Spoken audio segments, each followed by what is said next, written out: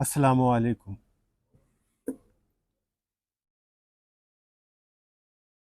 الحمدللہ رب العالمین، الصلاۃ والسلام علی سید المرسلین۔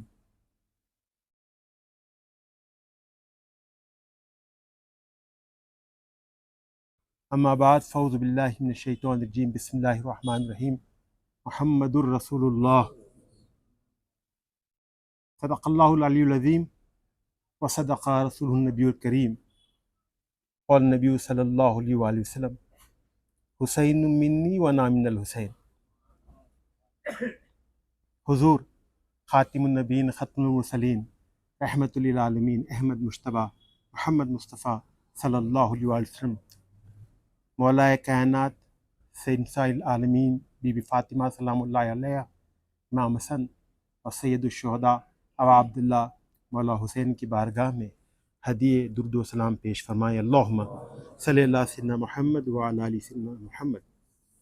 الحمدللہ، مولا تعالیٰ کا لاکھ لاکھ شکر ہے کہ اس نے ہمیں یہ توفیق عطا فرمائی کہ ہم اس کے حبیب کا جشن منائیں، ولادت پاک منائیں۔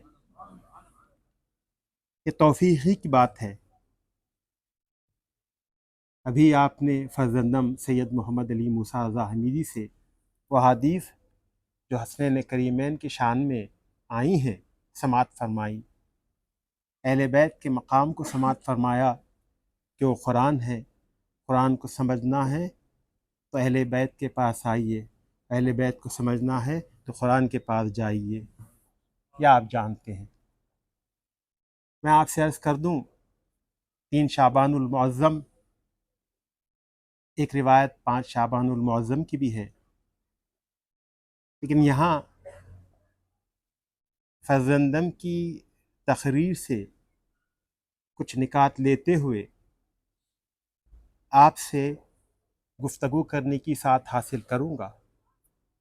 میرے پیر و مرشد حضور شہزادہ امام علی موسیٰ رضا علیہ السلام، ڈاکٹر سید محمد حمید الدین حسینی رضوی قادری شرفی رحمۃ اللہ علیہ کی توجہ کا نتیجہ ایک بات جو سمجھ میں آئی، اور شاید کبھی آپ کے بھی یہ بات گوش گزار ہوئی ہو، وہ یہ: اہل بیت اطہار کی مثال سورہ فاتحہ جیسی ہے۔ سورہ فاتحہ کیا ہے آپ ہم جانتے ہیں۔ مولا تعالیٰ نے ایک طریقے سے امت پر احسان جتایا ہے، اپنے حبیب کو نازل فرما کر بھیج کر۔ اس کے ساتھ ساتھ جب مولا تعالیٰ نے فرمایا کہ ہم نے قرآن دیا اور 7 آیتیں دی، اور سب کا اس بات پر اتفاق ہے کہ 7 آیتیں سورہ فاتحہ ہے، جس کی تلاوت ضروری ہے۔ بارگاہ میں جو تلاوت ہوتی ہے، جو اس تلاوت میں شامل رہتے ہیں وہ اس بات سے بخوبی واقف ہیں کہ ہم ہر سورے سے پہلے سورہ فاتحہ کی تلاوت کرتے ہیں، اور یہ متقدمین میں روایت چلی آ رہی تھی کہ ہر سورے سے پہلے سورہ فاتحہ کی تلاوت کی جائے۔ اس کا راز کیا ہے؟ سورہ فاتحہ کیا ہے؟ آپ نماز پڑھتے ہیں، کتنی فقہ ہوں، پورے فقہ کو آپ جمع کر لیجئے، کوئی بھی فقی ایسا نہیں ہے جو یہ کہہ دے گا کہ آپ سورہ فاتحہ کے بغیر بھی نماز پڑھ سکتے ہیں، ناممکن۔ آپ کہیں گے سورہ بقرہ، اس کی آخری آیتیں تو مولا تعالیٰ نے معراج میں عطا کی ہیں، یہ شان والی، یہ عظمت والی یہ سورہ انتہائی متبرک، سب سے بڑا سورہ۔ یا آپ کہیں کہ میں سورہ رحمان پڑھنا چاہتا ہوں، سورہ کوثر جس کی اپنی برکت، یا سب سے بڑا سورہ سورہ اخلاص۔ آپ اگر یہ کہہ دیں کہ یہی سورہ پڑھوں گا اور نماز کو ختم کروں گا، کوئی بھی فقی آپ کو یہ کہے گا کہ نماز مکمل ہو ہی نہیں سکتی۔ اب آپ پوچھیں گے کہ یہ سورہ قرآن کے نہیں، کیا اللہ تعالیٰ نے نہیں اتارا؟ سب کہیں گے یقینی طور پر مولا تعالیٰ نے نازل کیا ہے، تمام سوروں کو مولا تعالیٰ نے نازل کیا ہے، 113 سورے ہیں۔ پھر نماز کیوں مکمل نہیں ہوتی؟ کہا کہ شرط ہے سورہ فاتحہ پڑھنا ہے، سورہ فاتحہ کے بغیر نماز مکمل نہیں ہوتی۔ بلا تمثیل و بلا تشبیہ بات عرض کر دوں، سب ہیں، صالحین ہیں، شہداء ہیں، ذاکرین ہیں، متقین ہیں، یہاں تک کہ تابعین ہیں، یہاں تک کہ صحابہ ہیں، سب ہیں۔ اگر آپ کہیں کہ یہ ہمارے لیے کافی ہے، ہم ان کی اتباع کر لیں گے، ہم ان کو مان لیں گے، آپ یہ کہیں گے کہ ان سے ہمیں راستہ مل جائے گا، میں آپ سے عرض کروں یہ ممکن ہی نہیں، اس وجہ سے کہ سورہ فاتحہ کی مثال جس طریقے سے اہل بیت اطہار کی ہے، اس کو مد نظر رکھتے ہوئے آپ سے میں عرض کر دوں کہ جب تک سورہ فاتحہ کی تلاوت نہ ہو آپ کی نماز مکمل نہیں ہو سکتی۔ اسی طریقے سے جب تک اہل بیت سے محبت نہ ہو، اہل بیت کی اتباع نہ ہو، اہل بیت کی اطاعت نہ ہو، آپ کی عبادت مکمل نہیں ہو سکتی۔ پہلے اہل بیت کی محبت ہو، پہلے ان سے محبت ہو، سب سے پہلے اگر کسی کی اطاعت کرنی ہو تو اہل بیت کی اطاعت کرنی ہو۔ جب تک ان کی اطاعت نہ کی جائے، جتنی اطاعتیں آپ کرنا چاہتے ہو وہ ضم سورہ کی طرح ہے، وہ تمام کے تمام ضم سورہ کی طرح ہے۔ سورہ فاتحہ نہیں تو نماز نہیں، سورہ فاتحہ نہیں تو نماز مکمل ہو ہی نہیں سکتی۔ اہل بیت کی اطاعت نہیں تو اطاعت نہیں، اہل بیت سے محبت نہیں تو مومن نہیں۔ اہل بیت کا یہ حق ہے۔ جب سرکار پاک صلی اللہ علیہ وسلم نے خود ارشاد فرما دیا کہ حسین مجھ سے ہے، میں حسین سے ہوں، یہ کوئی معاملی بات تو ہے نہیں۔ ابھی آپ نے سنا سرکار کون؟ سرکار پر ایمان لانا ہے۔ ایسا نہیں تھا کہ عربوں کو معلوم نہیں تھا کہ مولا تعالیٰ وجود رکھتا ہے، وہ جانتے ہیں، اللہ کے وجود سے وہ واقف ہے، وہ اس کی یکتائی میں بھی یقین رکھتے تھے۔ جو بتوں کی پرستش کرتے تھے کہتے تھے کہ ہم نے انہیں وسیلہ بنایا ہے، وغیرہ وغیرہ جو بھی، کیونکہ مولا تعالیٰ آپ کے فکر و ذہن کے باہر ہے۔ حال ہی میں نے یہ بات عرض کی تھی، پھر اسے دہرا دوں کہ دیکھیں مولا تعالیٰ اس کی قدرت کا، اس کی صفت کا، ذات تو بہت دور کی بات ہے، اس کا بھی آپ احاطہ نہیں کر سکتے۔ جس چیز کا آپ نے احاطہ کر دیا وہ باطل ہے۔ مولا تعالیٰ کسی کے ذہن میں آ ہی نہیں سکتا، وہ ماورا ہے۔ یہاں میں یہ عرض کرنے کی کوشش کر رہا ہوں، جب تک کہ اللہ رب العزت کے ذات پر آپ نے یقین کر لیا تب تک تو آپ کا معاملہ درست ہے، لیکن وہ کیا ہے، کیسا ہے، اس کی معرفت خود مولا کائنات نے ارشاد فرمایا، معرفت اللہ افضل المعرفہ، آپ نے فرمایا۔ لیکن خود مولا تعالیٰ کہ یہ حبیب ارشاد فرماتے ہیں کہ ایک حد تک آپ سمجھ سکتے ہیں، لیکن اللہ تعالیٰ کو کوئی تصور میں لا نہیں سکتا، اگر لا لیا تو فکر باطل ہے۔ یہاں یہ عرض کر دوں کہ اللہ پر یقین کرنے سے آپ مومن نہیں بن سکتے۔ اگر ایسا ہوتا تو جتنے بھی مشرکین تھے سب کے سب مومن رہتے، سب تو اللہ پر یقین کرتے۔ سرکار پاک صلی اللہ علیہ وسلم کی ذات کا انکار کرتے تھے، ان کے اوپر ایمان لانا شرط تھا۔ اب میں اس کلمے سے جوڑتا ہوں سرکار کا وہ ارشاد پاک، حسین منی و انا من الحسین۔ کچھ سمجھے؟ یہاں صرف یہ عرض کرنے کی کوشش کر رہا ہوں، جس طریقے سے حضور پر ایمان لانا ضروری ہے، میں اپنے نسبی اختیارات کا استعمال کرتے ایک جملہ عرض کر دوں کہ سرکار پاک صلی اللہ علیہ وسلم پر جب تک آپ ایمان نہیں لائیں گے، سرکار کو نہیں مانیں گے، مومن نہیں ہو سکتے۔ اسی طریقے سے جب تک مولا حسین کو حق پر نہ جانیں گے، مومن نہیں ہو سکتے۔ مولا حسین پر جب تک ایمان نہیں لائیں گے، تصور ہی نہیں، تصور ہی نہیں۔ دیکھیے جنت کے سردار حسنین کریمین، آپ ہم جانتے ہیں۔ اب جنت کب ملے گی؟ ظاہر ہے آپ کو کئی مراحل سے گزرنا پڑے گا. جتنی بھی مولا تعالیٰ آپ کو عمر عطا فرمائیں. میرے مرشد کی دعا کو میں دہراتا ہوں، وہ ہر وقت دعا کرتے تھے کہ اللہ آپ کو 125 سال کی عمر عطا فرمائے اور آپ کو 125 سال ہوتا ہوا میں دیکھوں. یہاں عرض کر دوں کہ پھر اس کے بعد جنت میں جانا ہے، حساب کتاب ہوگا.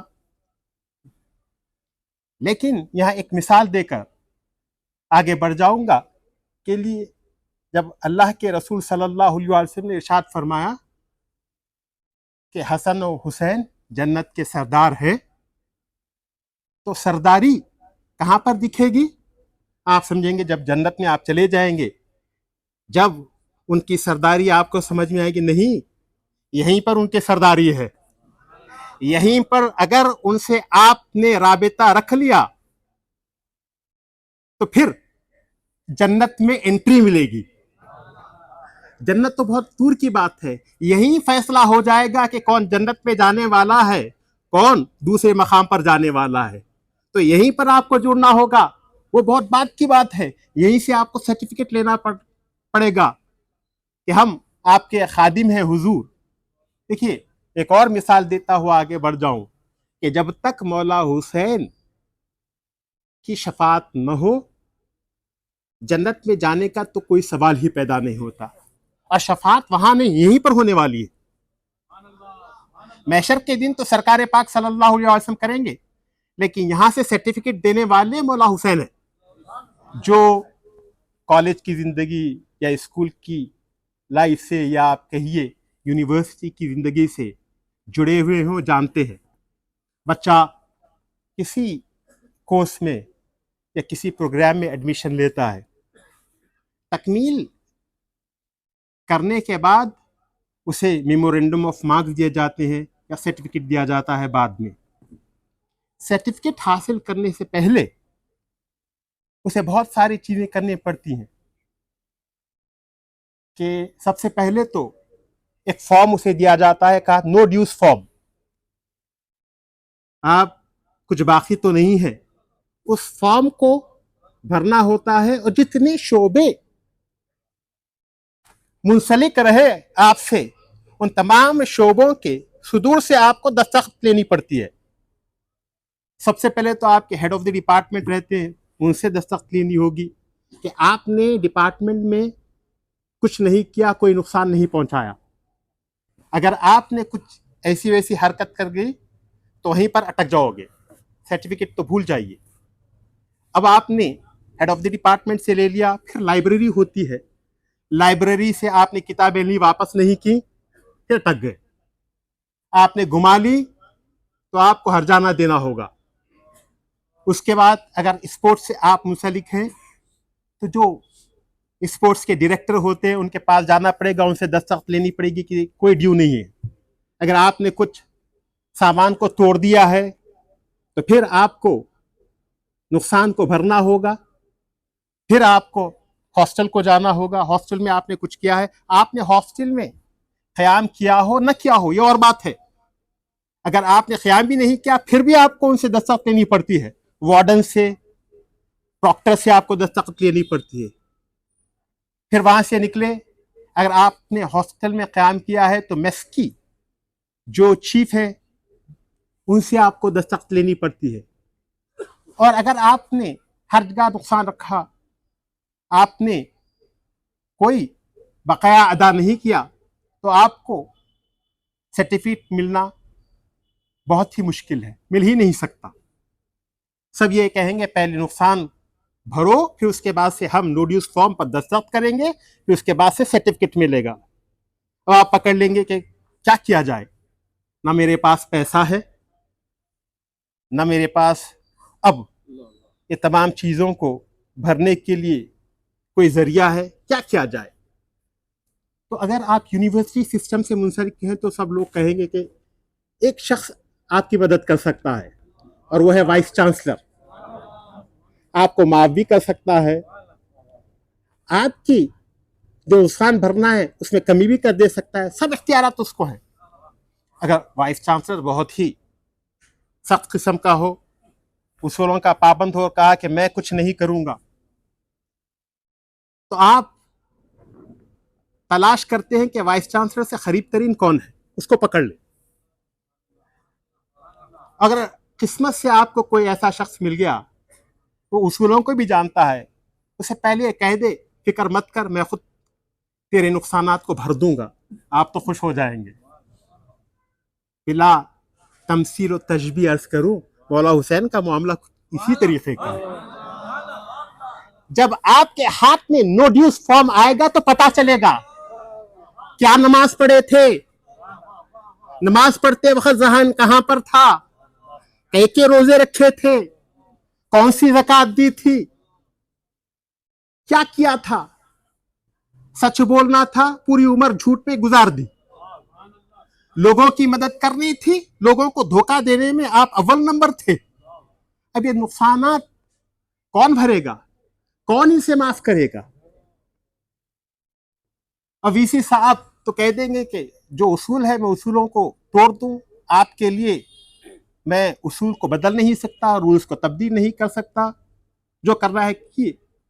और मैं आपसे अर्ज करूं कि वाहिद हसनैन करीमैन होंगे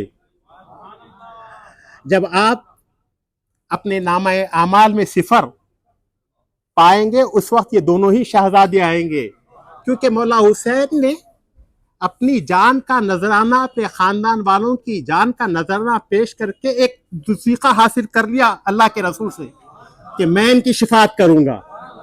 अल्लाह के रसूल शाफ़े महशर है, वो सिर्फ अपनी उम्मत की शिफात नहीं करेंगे बल्कि तमाम उम्मतों की, तमाम अंबिया की शिफात करेंगे। और आपकी हमारी शिफात करने के लिए, उम्मत की शिफात करने के लिए मौला हुसैन यहीं पर मौजूद है। ये बहुत अहम चीज है। देखिए, अगर आप कहेंगे कि हम मानते ही नहीं उनको सरदार, तो कोई बात नहीं, जहां जाना है आप वहां पर पहुंच जाएंगे। यहां पर गुफ्तगू हो रही है मोमिनीन की, दूसरों की गुफ्तगू हो रही ही नहीं। यहाँ अगर कोई कहे कि हम जो है सबको मानते हैं, जो चाहे कर लीजिए, आप पूरा इख्तियार है आपको अपनी जिंदगी का। आप इन्हें नहीं मानते, मत मानिए, आपके लिए क्या दहक रही है हम जानते हैं। तो यहाँ यह अर्ज कर दूं कि जब तक अहले बैत अतहार से मोहब्बत ना हो, जब तक आप इनसे वाबस्तगी का इजहार न करें, तब तक जन्नत में कदम रखना मुहाल है। मैं इसलिए भी कह रहा हूं कि जब मैंने जुमला कहा आपके नुकसानात की तलाफी मौला हुसैन कर देंगे, ऐसा ही नहीं कह रहा हूं। तारीख में बेशुमार वाक़यात आपकी सखावत के मौजूद हैं, बेशुमार वाक़। एक ही वाक़े को आपके सामने पेश करके कलाम को समेट लूँगा। देखिए, आपने सुना होगा बहुत ही जय्यद सहाबी हज़रत उसामा इब्न ज़ैद। हज़रत ज़ैद कौन थे? ग़ुलाम थे सरकार के, हकीकत में बीबी खदीजतुल कुबरा सलामुल्लाह अलैहा मालिकनी के ग़ुलाम थे। आपने हुजूर को तोहफ़तन दे दिया था हज़रत ज़ैद। इनके साहिबजादे हज़रत उसामा। और सरकार की करम नवाजियाँ तो अपनी जगह। एक 18 साला नौजवान को आपने कितने जय्यद असहाब का आप जिक्र करते हैं, खुलफाए सलासा, सबको उनकी सरदारी में भेज दिया, जाओ जंगे यमाम में। 18 साल का नौजवान कमान कर रहा है पूरे असहाब की। ये और बात है कि वो गए नहीं, क्योंकि उस वक्त सरकार पाक सल्लल्लाहु अलैहि वसल्लम की तबीयत जो थी नासाज थी। तो बहरहाल जो भी तारीखी हकायक हैं वो अपनी जगह है। यहाँ सिर्फ अर्ज कर दूं कि वही उसामा फिर जब बाद में इस्लामी दौर, खुलफा का जब दौर रहा, इन्होंने बहुत आराम और आसाइश की ज़िंदगी गुजारी, बहुत कर्जा लिया, इतना कर्जा लिया कि 60,000 दिनार कर्जा हो गया। बहुत सारे वाक़यात ऐसे हैं आपके कि जिन्हें सुनकर आपको बहुत ताज्जुब होगा। एक मौका ऐसा आ गया था, किसी ने पूछ लिया था, गरीब غدیر قم میں تم موجود تھے، کیا تم نے وہ حدیث نہیں سنی؟ انہوں نے صاف انکار کر دیا تھا، موجود تھے، کہا میں اس میں نہیں پڑھنا چاہتا، میں کچھ نہیں کہنا چاہتا۔ پھر ایک موقع بھی آیا بعد میں جمل کا، پوچھا کہ کون حق پہ، کہا یہ چیزوں میں نہیں پڑھتا، مجھے کچھ نہیں چاہیے۔ کہا صفین میں تم کس کی طرفداری کرو گے؟ مجھے اس سے دور رکھو، میں نہیں آتا۔ خاموشی اختیار کرنا بہت بڑی مخالفت ہے۔ میں آپ سے عرض کروں، جیسا کہ کہا جاتا ہے کہ جب کسی سے آپ کا مقابلہ ہوتا ہے، کسی سے لڑائی جھگڑا ہو، جو بھی ہو، خدا نہ کرے ایسا کبھی ہو، تو دشمن کی باتوں کو آپ بھول جاتے ہیں، لیکن دوستوں کے چپ رہنے کو، خاموشی کو آپ ہر وقت یاد رکھتے ہیں۔ تو حقیقت میں ایسا ہوا کہ جب موقع آتا، اتفاق سے چونکہ سرکار کے غلام کے صاحبزادے تھے، یہ اور بات ہے کہ جتنے دوسرے غلام تھے، حضرت سلمان فارسی ہو یا حضرت بلال ہو، یہ اہل بیت کے در ہی پر پڑے ہوئے تھے، لیکن ان کا مزاج کچھ مختلف تھا۔